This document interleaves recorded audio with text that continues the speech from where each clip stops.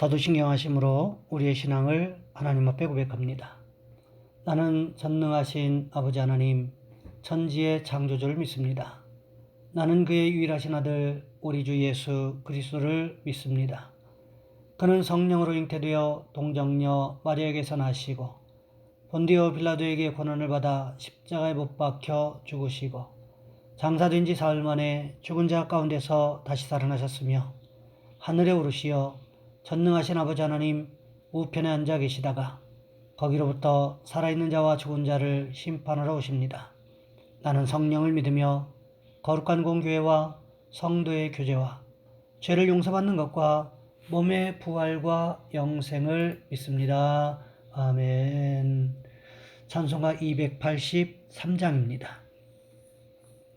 나 속죄함을 받은 후 한없는 기쁨을 다 헤아릴 수 없어서 늘 찬송합니다. 나 속죄받은 후 주를 찬미하겠네.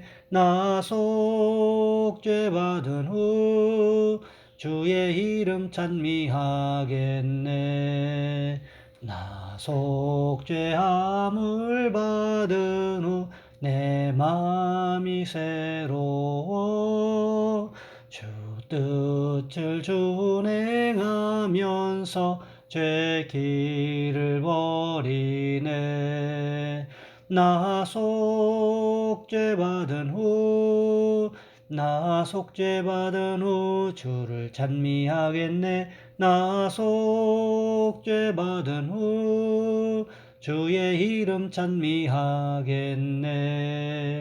나 속죄함을 받은 후 성령이 오셔서 하나님 자녀 된 것을 곧 증언합니다.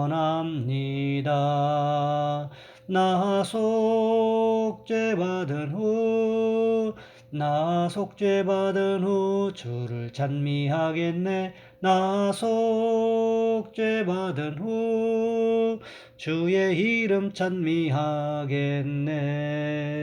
나 속죄함을 받은 후 보혈의 공로로 내 주의 은혜 입으니 늘 평안합니다.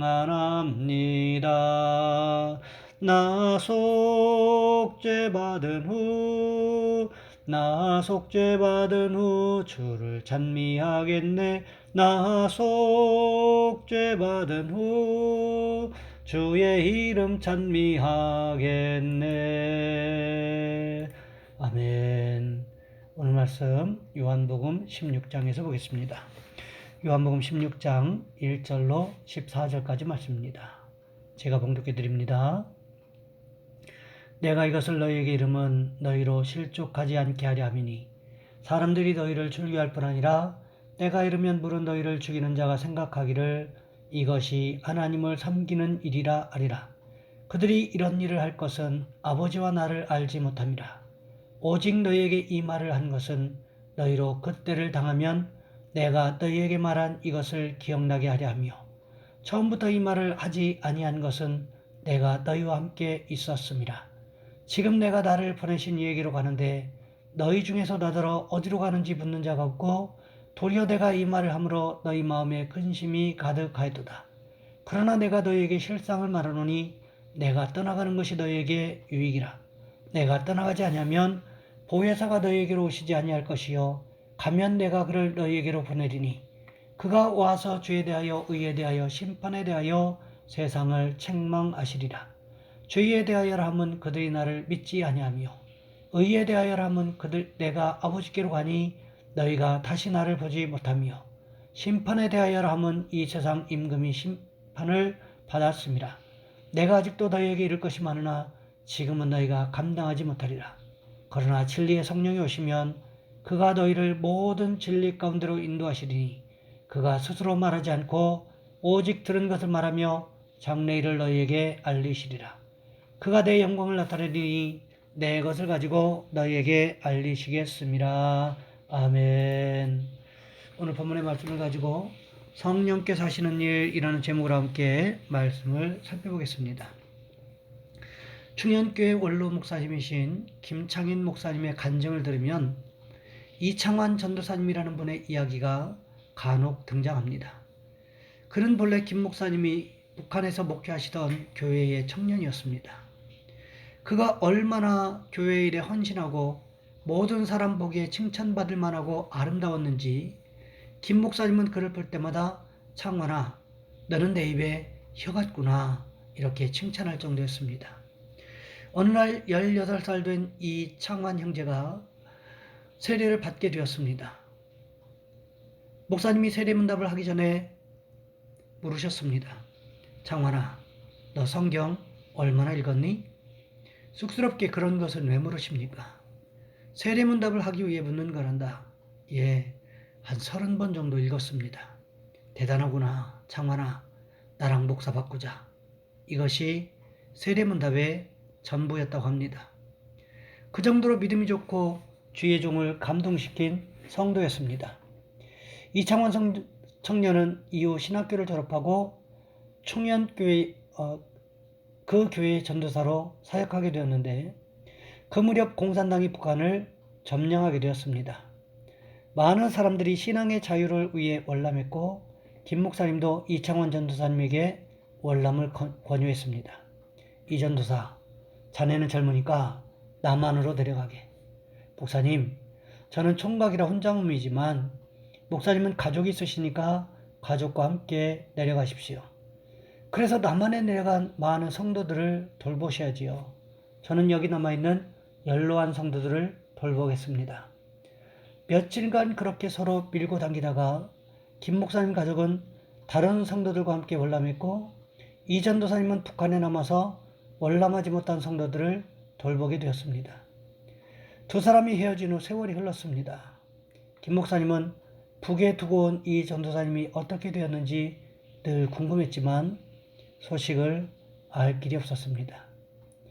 그러던 어느 날 김 목사님께서 캐나다에서 부흥회를 인도하실 때에 캘거리에 사는 한 성도로부터 이 전도사님의 뒷이야기를 전해 듣게 되었습니다. 김 목사님이 월남하신 후에 공산당원들이 마을에 들어왔습니다. 그들은 김 목사님을 어디에 숨겨놓았는지 내어놓으라고 협박하다가 목사님이 이미 월남하신 사실을 알게 되자 이 전도사님을 붙잡아 갔습니다. 그들은 이 전도사님의 옷을 벗긴 후에 경찰서 마당에 놓은 큰 장독 안에 집어넣고는 물을 부었습니다. 영하 30도, 콧물이 흘러내리면 그대로 얼어붙을 정도의 강추위에 이 전도사님을 얼려 죽이려는 것이었습니다. 이 전도사님은 온몸이 얼어붙는 고통 속에서도 의연하게 찬송가 545장을 불렀습니다. 하늘 가는 밝은 길이 내 앞에 있으니 슬픈 일을 많이 보고 늘 고생하여도 하늘 영광 밝음이 얻은 근을 해치니 예수 공로 의지하여 항상 빛을 보도다. 그 자리에 있던 모든 성도들이 찬송을 따라 불렀습니다. 이 전도사님의 찬송 소리는 점점 작아졌고 그는 온몸이 얼어붙은 채 숨을 거두었습니다. 다음날 아침 교인들은 그 장독을 굴려다가 장독과 얼음을 깬 후 전도사님을 양지 바른 곳에 묻어 장례를 치렀다고 합니다. 이창환 전도사님은 사나 죽으나 주의 종의 기쁨이자 하나님의 기쁨이었던 것이지요. 여러분 가만히 생각해 보시기 바랍니다. 우리를 위해 이처럼 자신의 목숨을 아낌없이 버리셨던 분, 그분이 누구이십니까? 바로 우리 주님이시라는 거지요. 오늘 보면 10절 말씀해 보시면 이렇게 기록하고 있습니다. 의에 대하여라면 내가 아우지기로 가니 너희가 다시 나를 보지 못하며. 의로움이라고 하는 것은 사람이 어떻게 할 수 있는 부분이 아니라는 것입니다. 사람의 영역이 아니라 누구의 영역입니까? 바로 하나님과 예수님의 영역이라는 것입니다. 우리는 가끔씩 다른 사람을 위하여 자신의 목숨을 버리는 사람들에 대한 소식을 듣는 경우들이 있습니다. 그런 사람들을 우리는 어떻게 부릅니까? 의사자라고 부르지요. 의롭게 죽은 사람이라는 뜻입니다. 하지만 그런 의사자조차도 다른 사람을 살리고 자신이 대신 죽기는 했지만 다른 사람의 죄 문제를 해결할 수는 없다는 거지요. 죄인이 죄인을 대신할 수는 없다는 것입니다. 그러면 죄인을 의롭게 하기 위해서는 어떻게 해야 할까요? 죄 없는 누군가가 죄 있는 사람을 위하여 대신 죽어야만 가능하다는 것입니다. 그러기에 로마서 5장 19절 말씀해 보시면 이렇게 기록하고 있습니다. 한 사람이 순종하지 아니하므로 많은 사람이 죄인 된 것 같이 한 사람이 순종하심으로 많은 사람이 의인이 되리라. 한 사람 아담이 범죄함으로 말미암아 많은 사람이 죄인이 되었습니다. 이것이 원죄의 시작이었습니다. 이 원죄의 문제를 해결할 죄가 없는 의로운 누군가가 이 죄의 문제를 해결해야 되는데 그분이 누구시라고 성경은 기록하고 있습니까? 바로 예수님이시라는 것입니다. 성령께서 하시는 일은 바로 이 예수님의 사역이 믿어지도록 우리에게 증언하신다는 것입니다. 우리가 무슨 능력이 있어서 우리가 천성적으로 누군가를 잘 믿기 때문에 예수님도 믿었습니까? 그렇지 않습니다. 하나님께서 우리를 의롭게 하시기 위해서 예수님을 믿을 수 있는 은혜조차도 허락하셨는데 그것이 어떻게 가능했다고 말씀하십니까? 성령께서 예수님의 사역을 증거하셨기 때문이라는 것입니다. 오늘 본문 11절 말씀해 보시면 이렇게 기록하고 있습니다. 심판에 대하여람은 이 세상 임금이 심판을 받았습니다. 이 세상의 통치자가 누구일까요? 그것은 모든 흑암의 세력의 배후에 있는 사탄 마귀를 가리킵니다. 사람의 배후에서 죄를 짓도록 유혹하는 사탄 마귀를 가리킵니다. 창세기 3장에도 보시면 에덴 동산으로 쫓겨난 사단이 하와에게 다가와서 어떻게 했습니까? 하나님의 말씀에 반역하여 저주를 받은 것을 감쪽같이 속이고 하와를 유혹하여 하나님께 반역하도록 만들지 않았습니까? 이것이 사단의 속성입니다. 사탄은 하나님의 보좌를 빼앗아서 자신이 차지하려고 하다가 이 세상에 쫓겨났습니다. 사탄은 자신이 이 세상의 왕인 것처럼 꾸미고 있지만 예수 그리스도 앞에서는 꼼짝도 못한다는 것을 우리는 기억해야 한다는 것입니다. 누가복음 8장에 기록된 거라사 광인의 기사를 보시기 바랍니다. 예수님께서 그 사람에게서 나오라고 말씀하셨을 뿐인데 그는 달려와서 예수님 앞에 엎드려 사장합니다. 지극히 높으신 하나님의 아들 예수여, 당신이 나와 무슨 상관이 있나이까? 당신께 구하노니 나를 괴롭게 하지 마옵소서. 그 귀신의 이름이 무엇이었습니까? 군대 귀신이었습니다. 지금으로 이야기하면 로마 군대의 여단 규모의 군대였습니다. 숫자가 어마어마하지 않았겠습니까? 그럼에도 불구하고 예수님 말씀 앞에 꼼짝도 못하더라는 것입니다. 어디 그뿐입니까? 사도행전 16장에 보시면 사도 바울의 빌립보 사역에 대해서 기록하고 있는데 점치는 귀신 들린 여자 아이 하나가 바울을 쫓아다니면서 괴롭게 했을 때 바울이 어떻게 했습니까? 바울이 심히 괴로워하여 돌이켜 그 귀신에게 이르되 예수 그리스도의 이름으로 내가 내게 명하노니 그에게서 나오라 하니 귀신이 즉시 나오니라. 누구의 이름으로 명령했습니까? 예수 그리스도의 이름으로 명령했습니다.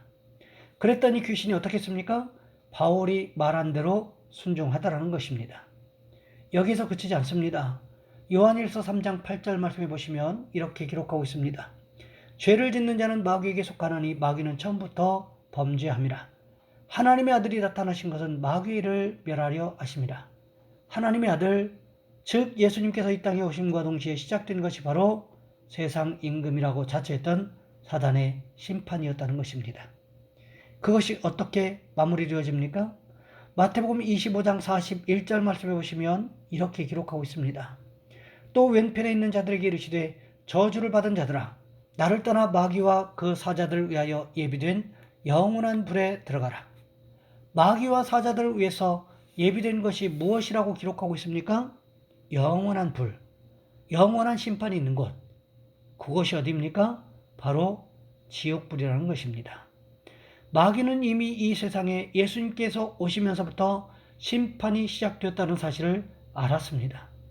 또한 성령께서 오심으로 인하여 이 심판받았음이 증거될 것이라는 것입니다. 그러기 우리는 날마다 성령 충만한 삶을 살아서 죄와는 상관없는 삶을 살아가시는 축복이 있으시기를 주님의 이름으로 부탁을 드립니다. 이 시간 우리 한 목소리 함께 기도하겠습니다. 성령께서 역사하셔서 우리 마음에 있는 죄가 깨달아지게 하시고 회개하는 삶을 살아가게 도와주옵소서. 성령 충만으로 우리 가운데 역사하여 주옵소서. 또한 함께 기도하실 것은 우리의 자녀손들을 위해서 직장에 다니는, 또 직장을 준비하고 있는, 또 코로나 이 환경 가운데서도 학업을 이어가고 있는 우리 자녀손들을 위해서 주여 한번 간절히 부르신 후에 한 목소리 함께 기도합니다. 주여, 사랑의 하나님, 우리를 도와주시기를 원합니다.